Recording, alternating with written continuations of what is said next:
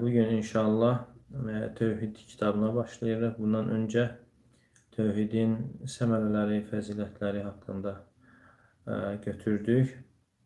Və müəllif rahimehullah buyurur ki, Kitab-ı Tevhid. Kitab-ı Tevhid, Tevhid kitabı. Kitab sözü elə məsdərdir. Mənası məktub mənasındadır. Məktub da nə deməkdir? Yazılmış. Amma bu sözün əsli, kitab sözünün əsli cəm etmək, toplamaq sözündəndir. Ərəb dilində təkəttəbən nəsu, yəni təcəmməu. Təkəttəbə, yəni toplandılar. Və həmçinin dəstəyə də, insanların bir dəstəsinə kətibə deyilir. Kətibə, yəni o sözdən. Deməli, kitab sözü, kitab ərəb dilində məsdərdir. Mənası isə məktub deməkdir. Kitab elə məktub mənasındadır. Məktub sözünün mənası yazılmış.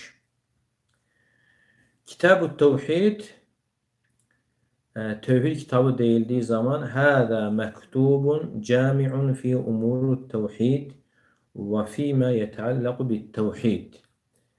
Deməli, bu kitab, yəni bu tevhid məsələləri haqqında yazılmış, cəm olunmuş bir kitabdır və həmçinin tevhidlə bağlı məsələlər haqqında. Və tevhid sözü də bildiyimiz kimi vahhədə sözünün məsdəridir. Vahhədə yuvahhidu tevhidən.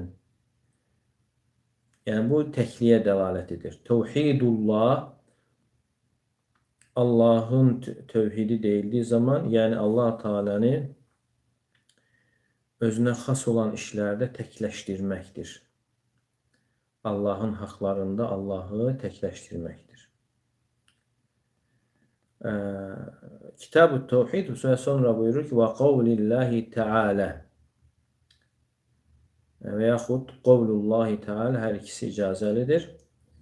Və Zariyat surəsi 56-cı ayəni gətirir. Və mə xalaqtul cinnə vəl insə illə liya'budun. Allah Teala buyurur, mən cinləri və insanları yalnız mənə ibadət etmələri üçün yaratdım. Yəni müəllif rahimehullah bu ayəni tövhidin əzəmətini, tövhidin əhəmiyyətini, yerini, ucalığını bəyan etmək üçün öndə gətirmişdir. Yəni insanların yaradılışından əsas qayə elə budur. İbadəti gerçəkləşdirmək, doğrultmaq üçün yaradılmışlar. Yəni müəllif rahimehullah burada bir bölüm açmamışdır bu ayələr üçün. Necə ki bundan sonraki ayələrdə bölüm açır. Və dərhal bölüm açmadan bu ayələri gətirir. Ki yəni burada tövhidin əhəmiyyəti bölümü deyərək bir bölüm açmadan və yaxud tövhidin dərəcəsi, tövhidin əzəməti və birbaşa ayələri gətirməyə başlayır. Və ayələrdən də birinci Zariyat surəsi 56-cı ayədir. Yəni bu da ona görədir ki, kim bu ayələri oxuyursa, elə bil ki, kitabın müqəddiməsi yerindədir. Yəni bu kitabın müqəddiməsi. Çünki müəllif rahimehullah kitab üçün ayrıca bir müqəddimə yazmamışdır. Və elə birbaşa yəni ayələri gətirir və bu da tövhidin əzəmətini bəyan etmək üçündür. Yəni bir insan özünün sözlərini gətirir və yəni izah edir. Bundan sonra gələcək. Amma bir də var ki, insanın birbaşa ilə ayələrdən başlaması. وَالْآيَاتُ الَّتِي سَاقَهَا رَحِمَهُ اللّٰهِ كما سيأتي إيضاح ذلك في كل موضع جمعت بين أهمية التوحيد. Yəni müəllif rahimehullahın gətirdiyi yəni bu ayələr, yəni hər bir söz yerində izah olunacaqdır. Tövhidin əhəmiyyətini bəyan edir, dərəcəsini bəyan edir. Onlardan birinci odur ki, bəyan ennel gayətə əlləti xuliqal xalqu li əclihə və uciru li təhqiqihə. İnsanların yaranmasından əsas nəzərdə tutulan qayə və onu gerçəkləşdirməkdən ötürü var ediliblər. Necə ki, bu birinci ayədədir. Və min xilal bəyan ənəhu'l əmru ləzi li əclihi ərsalallahu azza və cəllə ər-rusul və li əclihi ba'athahum. Və ikinci ayəni gətirməklə yəni bildirmək istəyir ki, Allah Teala rasulları elə bunu gerçəkləşdirmək üçün göndərmişdir. Bundan ötürü, tövhiddən ötürü Allah Teala rasulları göndərir. Və həmçinin ənəhu əvcəbəl vacibən və a'zam və əcəllu aləl-itlaq və ənəhu yubdəu bihi və yuqaddəm alə qeyrihi. Yəni tövhid, yəni bu ayələrdən artıq ortaya çıxacaqdır ki, yəni vaciblərin ən üstünüdür və fərzlərin ən əzəmətlisidir mütləq şəkildə. Və ona görə birinci tövhidlə başlanılır. Tövhid başqasından önə keçirilir. Necə ki, bu 3-cü, 4-cü və 5-ci ayələrdə gələcəkdir. Və həmçinin burada bəyan olunur ki, onun əksi, tövhidin əksi şirkdir və şirk də qadağalar içərisində ən şiddətli qadağadır və günahları ən təhlükəlisidir. Və bu da həmçinin 5-ci ayədən ortaya çıxır. Və həmçinin ənə haqqallah əl-ibad.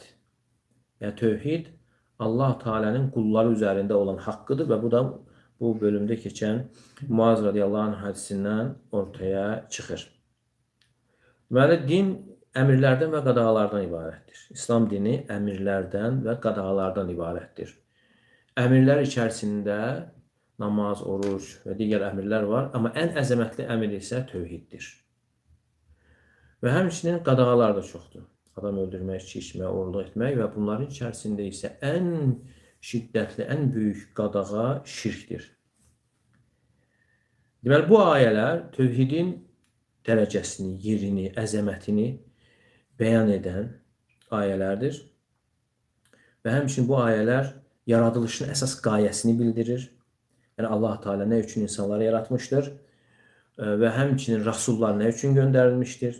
Və vaciblərin ən vacibi, ən üstünü, ən əzəmətlisi tövhiddir və onun əksi olan şirk isə günahların ən təhlükəlisi və zülmün də ən böyüyüdür. Və tövhid Allah Teala'nın qulları üzərində olan haqqıdır. Və bütün bunlar hamısı sözsüz ki, tövhidin əzəmətini, yerini, dərəcəsini bəyan edir.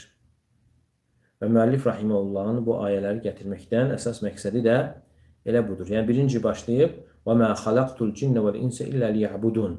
Yəni mən cinləri və insanları yalnız mənə ibadət etmələri üçün yaratdım. Yəni bu ayə Zariyat surəsinin axırlarındadır.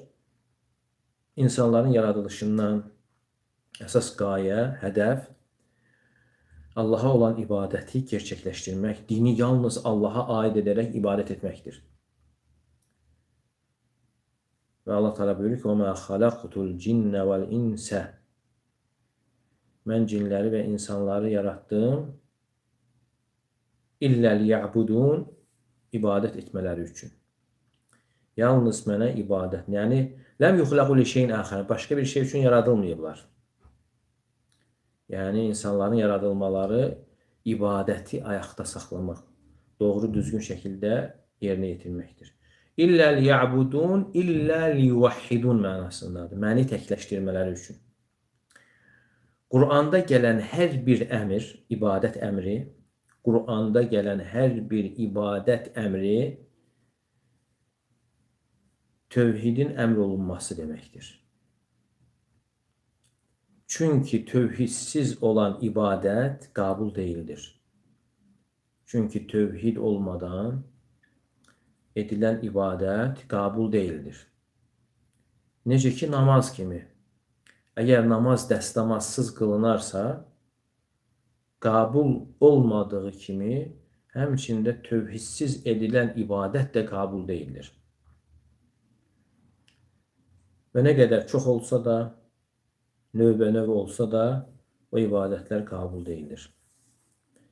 Allah Teala Zümer surəsi 65-ci ayədə buyurur ki: وَلَقَدْ أُوحِيَ إِلَيْكَ وَإِلَى الَّذِينَ مِنْ قَبْلِكَ لَئِنْ أَشْرَكْتَ لَيَحْبَطَنَّ عَمَلُكَ وَلَتَكُونَنَّ مِنَ الْخَاسِرِينَ. Artıq sənə və səndən əvvəlkilərə vəhy olunmuşdur ki, əgər Allaha şərik qoşsan, bütün əməlin batil olar və xüsrana düşənlərdən olarsan.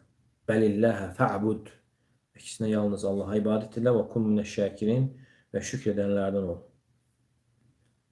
Yəni, ibadətini xalis etməyən insan, yəni ibadətini təmiz yerinə yetirməyən insan Allaha ibadət etməmişdir.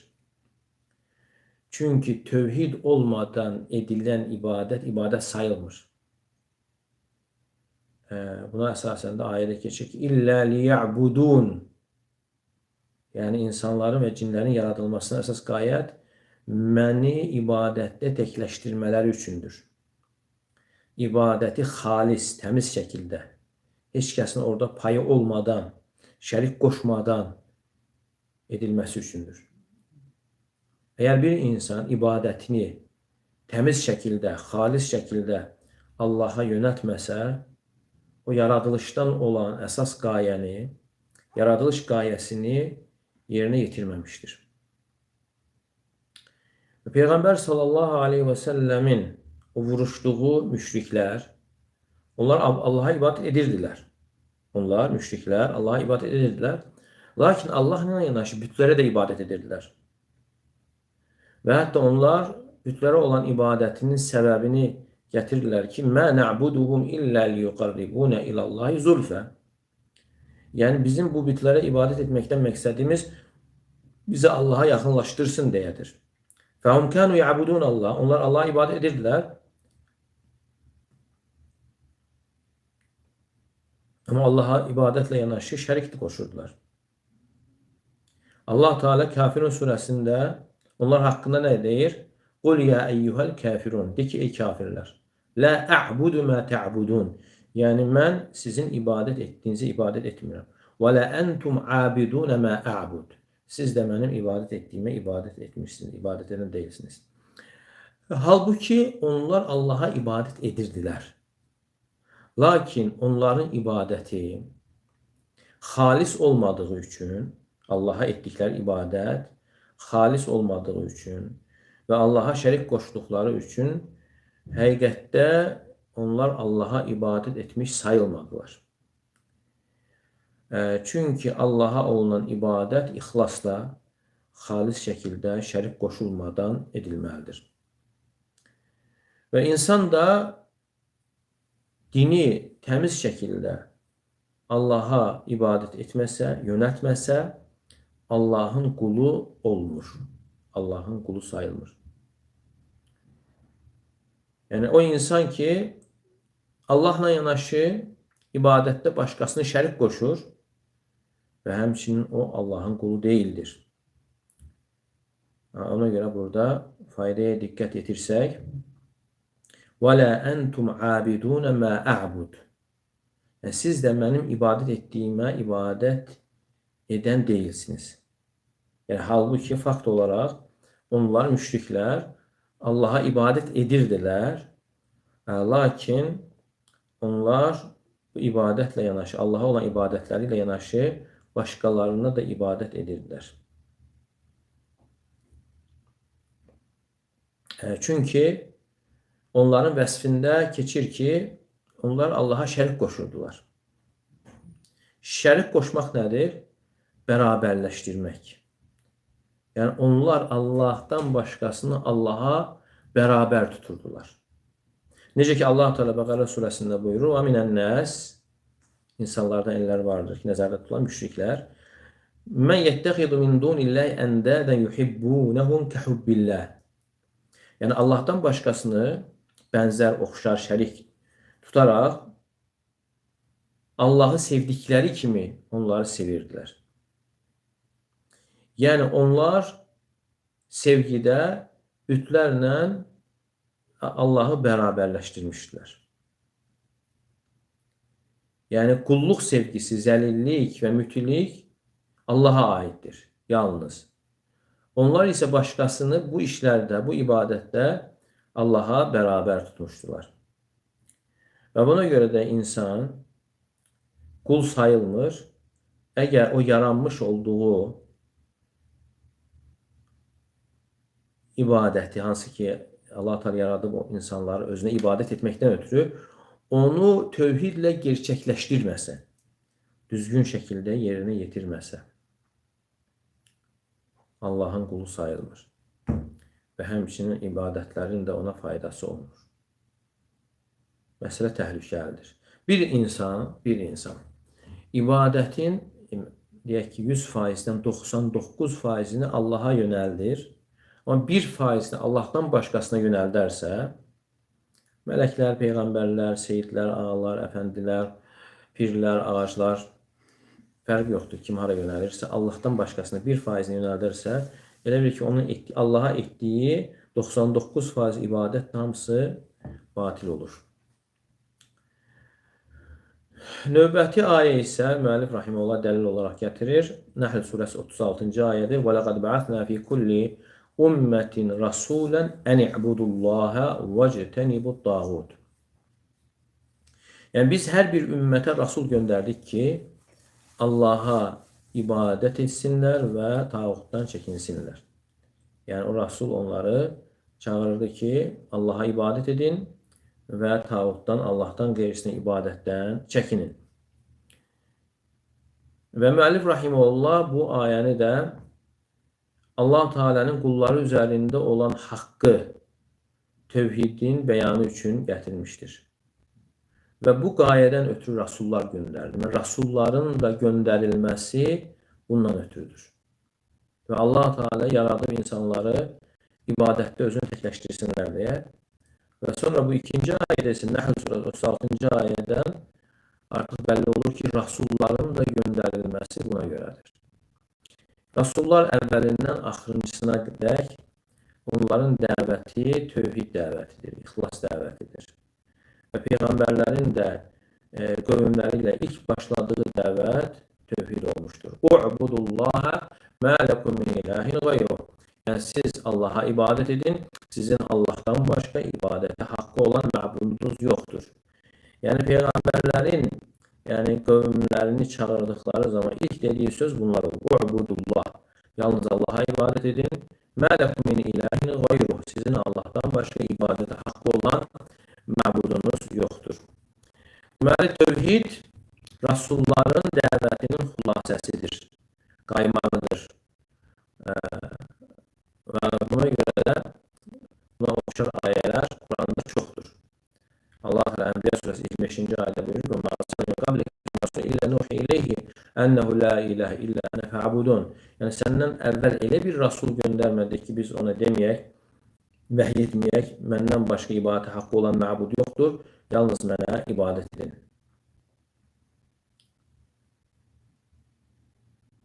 Və digər ayələr, bu barədə buna oxşar ayələr çoxdur. Və laqad ba'athna fi kulli ummetin rasulan. Yəni biz hər bir ümmətə rasul göndərdik. Li'alla yakuna lin-nasi 'alallahi hüccetun ba'da rusul. Yəni Nisa surəsi 165-ci ayədə Allah Teala buyurur ki, nə üçün onlardan sonra insanların Allaha qarşı heç bir bəhanə yeri qalmasın deyə. Deməli, rasulların da göndərilməsi hüccətin qalxması üçündür. Yəni Allah Teala bir-birinə ardınca rasullar göndərib hər bir ümmətə artıq bəhanənin aradan qaldırılması üçün. Və rasullar da açıq-aydın ümmətlərinə çatdırmışlar. Və bu ayədə Allah Teala buyurur ki: "Və laqad ba'athna fi kulli ummetin rasula." Biz hər bir ümmətə rasul göndərdik.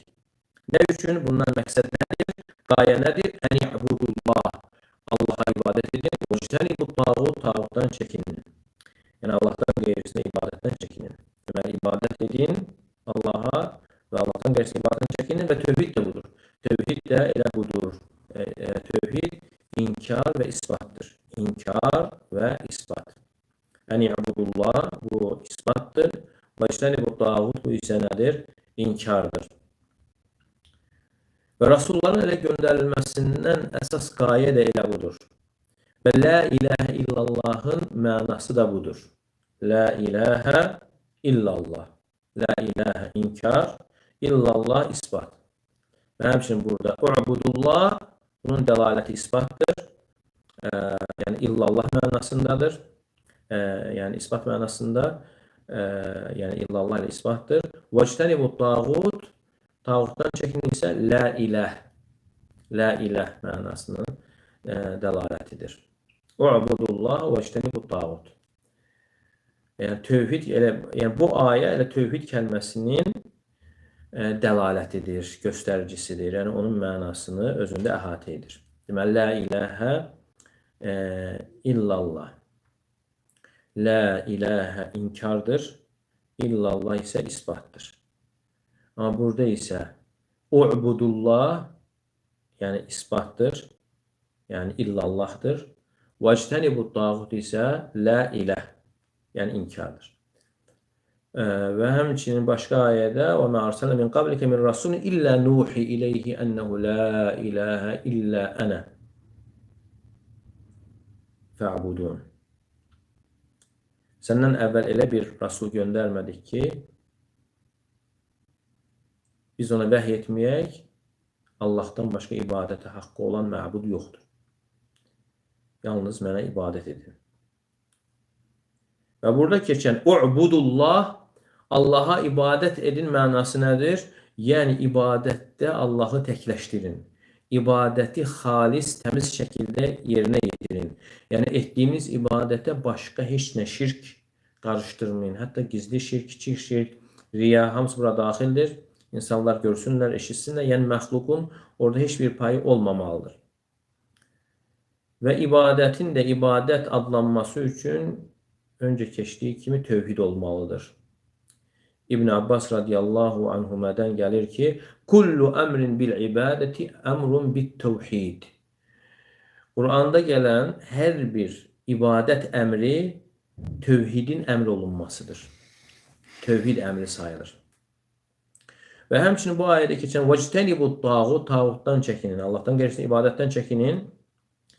Və burada çəkinin sözü tərk edin sözündən daha mənası güclüdür. Daha bəlağətlidir. Yəni bir var yaxınlaşmayın, yəni tərk edin, bir də var yaxınlaşmayın, uzaq olun. Vəctənibut tağut. Yəni Allah Teala bundan olduqca həzər etməyi bildirir. Bu mənanı sən İbrahim Aleyhisselamın duasında fikirləş. Hansı ki o həniflərin imamı idi. Deyir ki, vəcnubni və bəni ən na'budal asnam, məni və zürriyyətimi bütlərə tapınmaqdan qoru. Vəcnubni, burada həmçin vəcnubni sözü cəm sözündən, tərəf sözündən, yəni biz bir tərəfdə olaq, onlar, bütlər isə başqa bir tərəf, yaxın gəlməyək.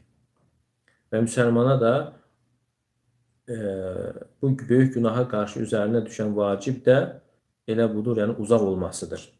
Və Peyğəmbər sallallahu aleyhi və səlləm də buyurur ki, İctənibu əs-səb'əl mubiqat. 7 həlak edici günahdan uzaq olun, çəkinin. Ona görə birinci gətirir şirki. Hansı ki, kəbair günahların başında ilə şirk düşür.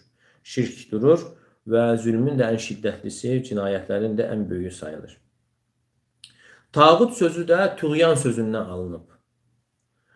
Və necə İbn Qayyim rahimehullah buyurur: "Huwa ma tecavwaza bihi al-'abdu haddahu min ma'budin aw metbu'in aw muda'." Qulun ibadət olunan, itaat olunan və tabe olunanda həddini aşmasına deyilir. Və sələflərin də bu sözün izah haqqında müxtəlif izahları var, təbirləri var. Lakin bütün bunların hamısı xülasə olaraq İbn Qayyim rahimehullahın sözündə yəni cəm olur. Elə ki İbn Qayyim rahimehullah onların sözünü cəm etmişdir. Mə təcavvəzə bihil abdu haddahu min ma'budin aw metbu'in aw mutayan. Qulun ibadət olunan, tabe olunan və yaxud itaat olunanda həddini aşmasına deyilir. Tuğyan sözü də tuğyan sözü elə həddi aşmaqdan götürülür. Kim Allah'tan qeyri ibadət olunarsa və özü də buna razıdırsa, o tağut sayılır. Amma kim Allah'tan qeyri ibadət olunarsa, amma buna razı deyilsə, məsələn, peyğəmbərlər, mələklər, salihlər, onlara bunun zərəri yoxdur. Və burada da nəzərdə tutulan şeytandır. Çünki şeytan insanları belələrini ibadətə çağırır. Amma peyğəmbərlər isə, evliyalar, salihlər isə bunlara heç bir zərəri yoxdur. Çünki onlar onların etdiyi hərəkətlərdən Allaha sığınırlar. Və ona görə də onların etdiklərinin o peyğəmbərlərə və salihlərə zərəri yoxdur. Və burada tağut sözündən nəzərdə tutulan şeytan ləzi də'ahum ilə ibadətə qeyrillah. Allah'tan qeyrisinə ibadətə çağıran şeytandır. Və onlar da ona tabi olmuşlar. Və bundan sonra digər ayələr də gələcək. Hələlik bununla kifayətlənir.